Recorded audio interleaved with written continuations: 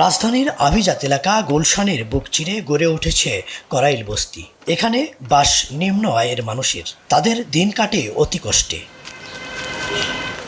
আগুনে পোড়া ক্ষত থেকে এখনো বের হতে পারেনি বস্তিবাসী। এরই মধ্যে এসেছে রমজান। নিম্ন আয়ের এ মানুষগুলো বিপাকে।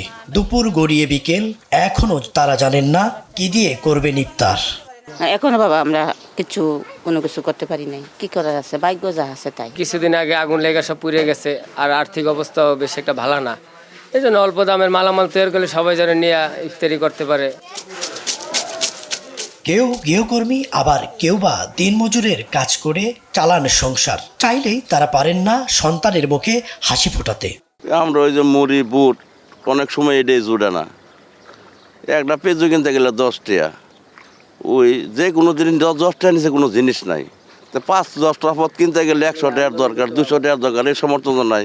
ডাল ভাতি খাইতে না, এটা কিনবো করতে হয়। চিড়ে আছে বা ঘরে কিছু একটু হালকা খাবার আছে বা পানি আছে, এ দিয়া ইফতারি করলাম, বাচ্চা গরু খাওয়াইলো। শুধু দিনমজুর নন, স্বল্প বেতনের চাকরিজীবীরাও পড়েছেন সংকটে। বাড়ি ভাড়া, বিদ্যুৎ বিল আর চিকিৎসা খরচ মিটিয়ে ইফতারে বাড়তি কিছু রাখা যেন বিলাসিতা।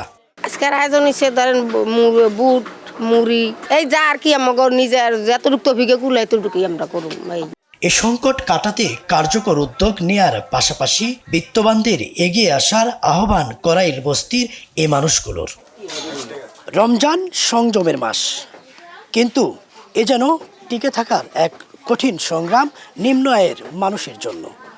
দ্রব্যমূল্যের দাম সহনীয় না হলে বাড়বে আরও কষ্ট। ইদ্রিস আলম, দেশ টিভি, ঢাকা।